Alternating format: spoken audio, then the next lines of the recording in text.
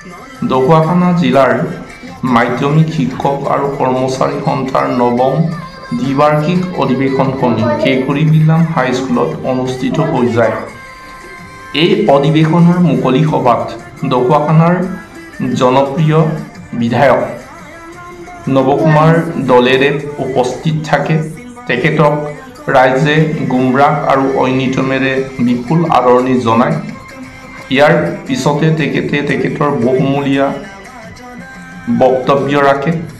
শিক্ষকসকলৰ সমস্যা, ছাত্ৰ ছাত্ৰীসকলৰ সমস্যা কেনেকৈ সমাধান কৰিব পাৰি চৰকাৰৰ ওচৰত তেখেতে দাবীসমূহ উত্থাপন কৰাৰ কথা দিছে। আৰু এই অধিৱেশনতে আলোচনা চক্ৰ অনুষ্ঠিত হয়। আলোচনা চক্ৰত শৈক্ষিক উত্তৰণত শিক্ষক আৰু অভিভাৱকৰ ভূমিকা সম্পৰ্কে ঢকুৱাখানা মহাবিদ্যালয়ৰ সহকাৰী অধ্যাপক ডক্টৰ পংকজ বৰাই বহুখিনি মূল্যৱান, বহুখিনি গুৰুত্বপূৰ্ণ মন্তব্য আগবঢ়ায়। ছাত্ৰ ছাত্ৰীসকলক বহুত দিহা পৰামৰ্শ আগবঢ়ায় আৰু গাৰ্জেন বিশেষকৈ অভিভাৱকসকলৰ বহুত গুৰু দায়িত্ব আছে। সেই ইনফৰ্মেটিভ বা সেই কনষ্ট্ৰাকটিভ তেখেতে মেছেজখিনি আমাৰ সমাজলৈ আগবঢ়ায়। আৰু তেখেতেনো আৰু কি দিহা পৰামৰ্শ আগবঢ়ালে এই সকলোখিনি আমি শুনিম আৰু মাজে মাজে গুমৰাহ নৃত্য উপভোগ কৰিম, ঐনিতম শুনিম, মিচিং আধুনিক নৃত্য, অসমীয়া আধুনিক নৃত্য আমি উপভোগ কৰিম। আৰু আজিৰ এই মুকলি অধিৱেশনৰ দিনা কি কাৰ্যসূচী হৈছিল এই সমগ্ৰ দৃশ্য আমি এই ভিডিঅ'টোৰ জৰিয়তে আমি চাব বিচাৰিছোঁ। তেনেহ'লে আহোঁ আমি সকলোৱে একেলগে মিলি আজিৰ এই ভিডিঅ'টো চাই ল'ম।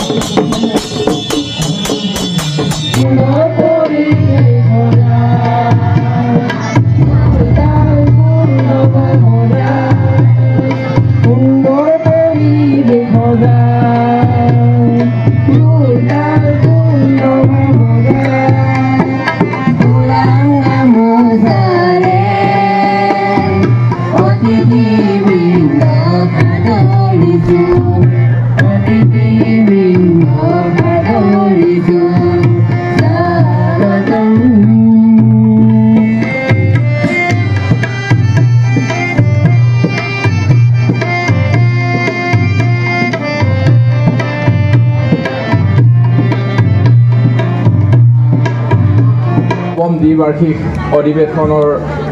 আজি সভাৰ সভাপতি তথা আম্বেদকাৰ বিদ্যালয়ৰ অধ্যক্ষ অনন্ত দাস ডাঙৰীয়া, আমাৰ মাজত উপস্থিত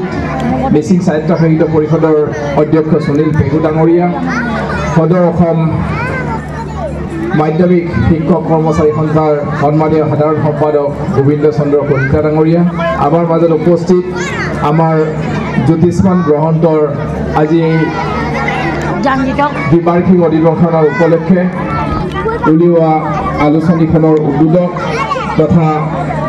প্ৰাক্তন সাংস্কৃতিক বিষয়া আমাৰ আটাইৰে মৰমৰ শ্ৰদ্ধাৰ পবিত্ৰ পেগু ডাঙৰীয়া আৰু আমাৰ মঞ্চত উপবিষ্ট মাজুলী ধেমাজি জিলাৰ মাধ্যমিক শিক্ষা কৰ্মচাৰী সন্থাৰ সন্মানীয় বিষয়ববীয়াসকল আৰু মঞ্চত উপবিষ্ট মোৰ প্ৰণম শ্ৰদ্ধাৰ শিক্ষাগুৰুসকল আৰু ইয়াত উপস্থিত আমাৰ বিভিন্ন এই ঢকুৱাখানা বিধানসভা সমষ্টি অন্তৰ্গত বিদ্যালয়সমূহৰ পৰা আহি ইয়াত সমবেত হোৱা মোৰ অতি শ্ৰদ্ধাৰ শিক্ষাগুৰুসকল, কৰ্মচাৰীসকল আৰু এই স্থানীয় আমাৰ অভিভাৱকসকল, মৰমৰ ছাত্ৰ ছাত্ৰীসকল, আপোনালোক সকলোকে মই আন্তৰিক শ্ৰদ্ধা আৰু শুভেচ্ছা জ্ঞাপন কৰিছোঁ। আজি আমি অতিকে আনন্দিত হৈছোঁ আমাৰ এনেধৰণৰ কেৰকটা অঞ্চলৰ এটাৰ ভিতৰুৱা কেঁকুৰিবিল্লাম বিদ্যালয়ত আজি এই অনুষ্ঠানটো আয়োজন কৰি আমাৰ এই স্থানীয় ৰাইজৰ বিশেষকৈ অভিভাৱকসকলক সজাগ সচেতন কৰাৰ লগতে ছাত্ৰ ছাত্ৰীসকলক বিভিন্ন আমাৰ সাংস্কৃতিক আৰু লগতে শৈক্ষিক পৰিৱেশৰ বিষয়ে এটা অনুভৱ দিয়াৰ বাবে আমি ঢকুৱাখানা জিলা মাধ্যমিক শিক্ষা কৰ্মচাৰী সন্থাক ধন্যবাদ জনাইছোঁ। আৰু আমি বিশেষকৈ আপোনালোকক সকলোকে আমি ধন্যবাদ জ্ঞাপন কৰিব খুজিছোঁ যে আপোনালোক শিক্ষক কৰ্মচাৰীসকলে বিভিন্ন প্ৰতিকূল পৰিস্থিতিৰ মাজতো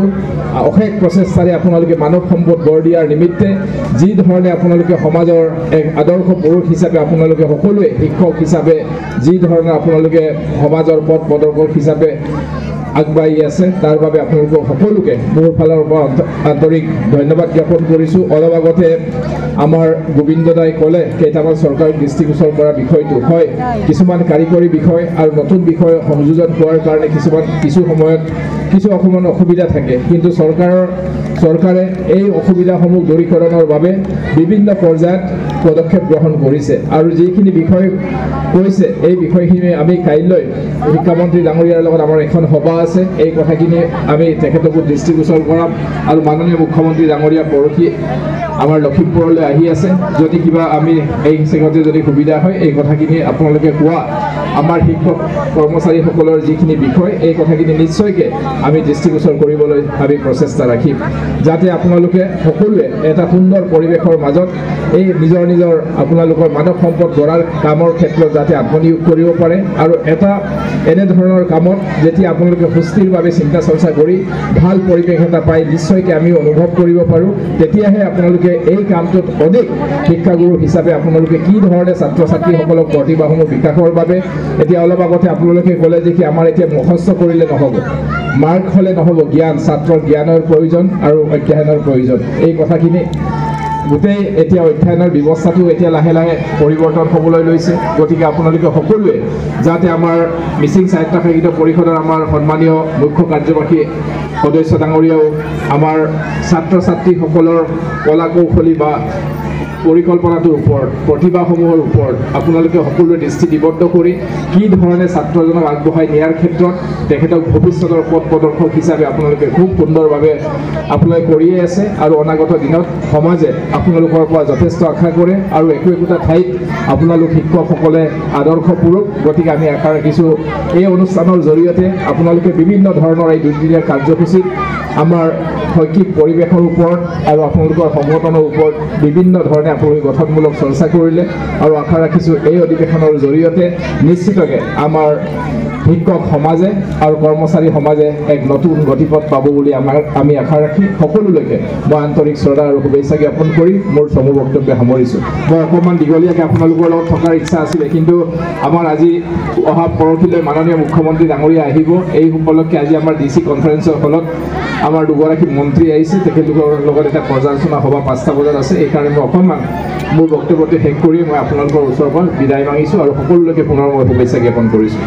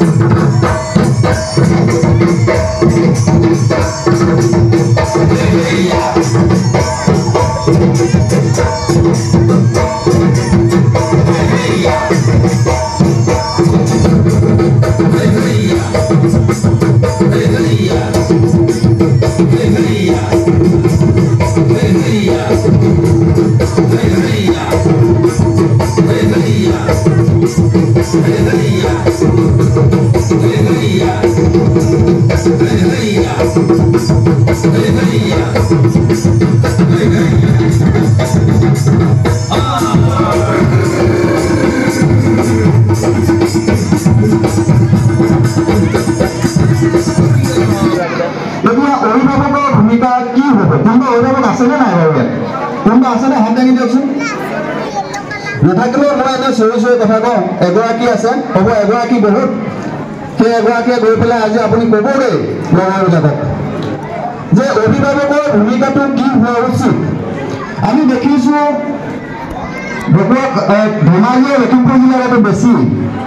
মানে সমাজখনত দুটা শ্ৰেণী সৃষ্টি হৈছে মই নিজে মাৰ্ক্সৰ দৰ্শনত বিশ্বাস কৰোঁ আজি মই ইয়াত কথা নকওঁ কিন্তু মই শ্ৰেণীটো তেনেকৈ নকওঁ এটা হৈছে সম্ভ্ৰান্ত শ্ৰেণী আৰু এটা হৈছে আমাৰ মধ্যবিত্ত আৰু তাৰ তলৰ আমাৰ বিপিএলৰ পৰা ধৰি এই শ্ৰেণী দুটা সম্ভ্ৰান্ত শ্ৰেণীটো যথেষ্ট সচেতন নিজৰ ল'ৰা ছোৱালী চৰকাৰী স্কুলতে দিয়ক বা প্ৰাইভেট স্কুলতে দিয়ক কি কৰিব মাকে দেউতাকে থ'বলৈ গ'ল আনিবলৈ গ'ল ফোন কৰিব শিক্ষকক তেল মাৰে বাটত তেল মাৰে মানে বুজি পাইছেনে ভালদৰে লগাবৰ কাৰণে যত্ন কৰে ছাৰ আহিবচোন আমাৰ ঘৰত চাহ একাপ খাব আমুক তামুক মানে কি কৰিব বিচাৰে যে ছাত্ৰজনে শিক্ষকজনে ঘৰলৈ মাতিছে কেলৈ চাহ একাপ খোৱাটো তেখেতৰ বিশেষ গুৰুত্বপূৰ্ণ হয়নে নহয় নাজানো কিন্তু যে নিজৰ ল'ৰাটোৱে ভালকৈ পঢ়িছেনে নে নপঢ়িছে এই কথাবিলাকৰ খবৰ ৰাখিব আৰু আমি আকৌ এনেকুৱা কিছুমান অভিভাৱক লগ পাই থাকোঁ যে আমি অভিভাৱকক তেল মাৰিব লাগে বাইদেউ বাটৰ লগ পালোঁ বজাৰত লগ পালোঁ ল'ৰাটো হেৰি একেবাৰে পঢ়া শুনা কৰা নাই নহয় এপাক যাবচোন কলেজলৈ একেবাৰে সময় নাই নহয় এপাক যাব যেন তেনে সময় মিলাই ছাৰ আপোনালোকক চঞ্জল ল'ৰাটো এইটো কেনেকুৱা কথা হ'ল যে মই মেজৰ পঢ়াওঁতে এটা ফাৰ্ষ্ট ছেমিষ্টাৰ মেজৰ মই আমাৰ 4টা ক্লাছ থাকে 4 ক্ৰেডিটৰ এখন পেপাৰ আমি 4জন শিক্ষক থাকোঁ এসপ্তাহত এজনে এটাকে ক্লাছ পাওঁ মানে এটা মেজৰ ষ্টুডেণ্টক মই এসপ্তাহত এঘণ্টা ক্লাছ পাওঁ মন কৰক আপুনি দিনটোত এটা ক্লাছতেতো আপুনি 4টা ক্লাছ পোৱা নাই আপুনি এঘণ্টাত দিনটোত এঘণ্টা এটা ক্লাছ পঢ়ালে মেথছ পঢ়ালে ছায়েন্স পঢ়ালে এটা ক্লাছত আপুনি এটা লওক এদিনত এবাৰকে পালে আৰু অভিভাৱকসকলে আশা কৰি আছে যে আপুনি তেতিয়াই গোটেইখিনি কি কৰি দিব লাগিব তাক ভাল কৰি দিব লাগিব তাৰ বাদ দি বেলেগ একো কৰিবলৈ নাই তেওঁৰ দায়িত্ব গতিকে মই অভিভাৱকসকলক অনুৰোধ কৰিছোঁ যে আপোনালোকে এই গাঁৱে এৰা যিটো স্বভাৱ এই স্বভাৱটোৰ পৰা আপোনালোকে মানে নিজক কি কৰিব লাগিব শুদ্ধ কৰিব লাগিব আৰু এই যে কথাটো কৈছোঁ যে আমি যিখন সমাজক ৰিপ্ৰেজেণ্ট কৰি আছোঁ আজি মই য'ত থিয় হৈ ভাষণ দি আছোঁ মই যিখন কলেজত চাকৰি কৰোঁ আপুনি য'ত চাকৰি কৰে ইয়াত কি হৈছে যে অভিভাৱকসকলে নিজৰ ল'ৰা ছোৱালীক লৈ একেবাৰে সচেতন নহয় হায়াৰ ছেকেণ্ডেৰী ফাৰ্ষ্ট ইয়েৰত ছোৱালী বিয়া হৈ যায় ক্লাছ 10ত ছোৱালী বিয়া হৈ যায় আৰু অভিভাৱকসকল নিৰ্বিকাৰ মই ক্লাছ আমাৰ এতিয়া কি হয় যে মই হেড অফ দ্য ডিপাৰ্টমেণ্ট হোৱাৰ পিছত বছৰত 2খনকৈ অভিভাৱক সন্মিলন পাতিছোঁ অভিভাৱকৰ মিটিং পাতোঁ চিঠি দিওঁ ফোন কৰোঁ তাৰপিছত চিঠি দিওঁ চিঠি ল'ৰা ছোৱালীয়ে নিদিয়ে বুলি জানো ঘৰত গৈ নিদিয়াকৈ ফোন কৰোঁ ফোন কৰাৰ পিছতো 50% অভিভাৱক মাত্ৰ প্ৰথমতেতো 10টামান আহিছিলে এতিয়া মই যোৱা প্ৰায় 6 বছৰমান এইটো কাম কৰি 50%লৈ উন্নতি হৈছে এতিয়া কথাটো হৈছে কি যে যোৱা বছৰ ৰুস্তম পেগুৰ ল'ৰাটোৰ নাম যে তাৰ ঘৰলৈ মই 2-3 দিন ফোন কৰিছোঁ ফোন ৰিচিভ নকৰে মাক দেউতাকে আৰু এতিয়া ঢকুৱাখানা কলেজ অট'নমাছ হৈছে গম পায় যে ফৰ্ম ফিল আপ কৰিবলৈ ল'লে ফৰ্ম ফিল আপ কৰিবলৈ ইতিমধ্যে যিহেতু পাৰ্চেণ্টেজ এটেণ্ডেঞ্চৰ 80% লাগে 75% লাগে পাৰ্চেণ্টেজ নাই ফৰ্ম ফিল আপ কৰিব পৰা নাই মাকক লৈ ওলাইছেগৈ মাক অকৰা মকৰা মাক কি হ'ল তেখেতক মই বুজাই দিবলৈ যত্ন কৰিছোঁ আগতে ফোন কৰিছোঁ যে আপুনি কেলৈ আপোনালোকে ফোন ৰিচিভ নকৰে যে নহয় সেইটো ফোন ইউনিয়া চলাই থাকে নাজানো নহয় আপুনি ফোন কৰিছে বুলি কেনেকুৱা এটা গেপ এটা হৈছে মন কৰক গতিকে আপোনালোকে ল'ৰা ছোৱালী এটাক স্কুললৈ পঠিয়াইছে পঠিওৱাৰ লগতে সি স্কুল গৈ পাইছেনে এদিন মাত্ৰ এসপ্তাহত এদিন সোধকচোন এদিন সোধক যে আমাৰ এই ল'ৰাটো আপুনি চিনি পায়নে ছাৰ আৰু যদি চিনি পায় সি পঢ়া শুনা কৰেনে ছাৰ এই কথাকেইটা সোধক দ্বিতীয় এটা কথা যে আমাৰ এই অঞ্চলটোত এটা খুব বেয়া এটা মানে শেহতীয়াভাৱে বহুত বেছি হেৰি হৈছে সেইটো হৈছে ড্ৰাগছৰ উত্তৰণ নহয় মানে ড্ৰাগছ অত্যন্ত বাঢ়ি গৈছে আৰু তাৰ কাৰণটো কি তাৰ কাৰণটো মই লক্ষ্য কৰিছোঁ যে অভিভাৱকসকলৰ আমাৰ ল'ৰা ছোৱালীৰ প্ৰতি যিটো অনীহা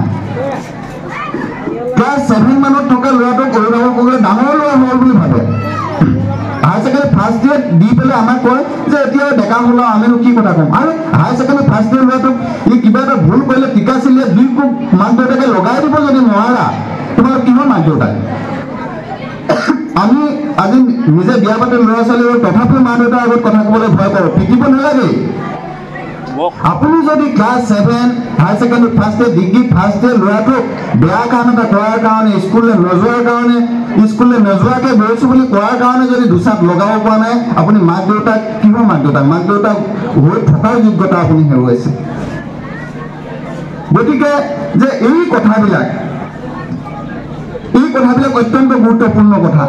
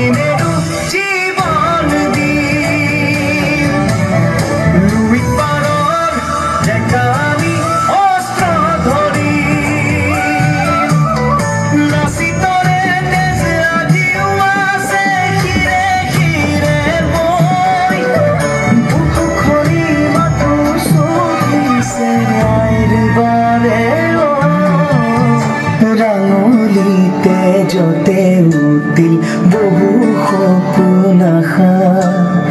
ত্যাগৰে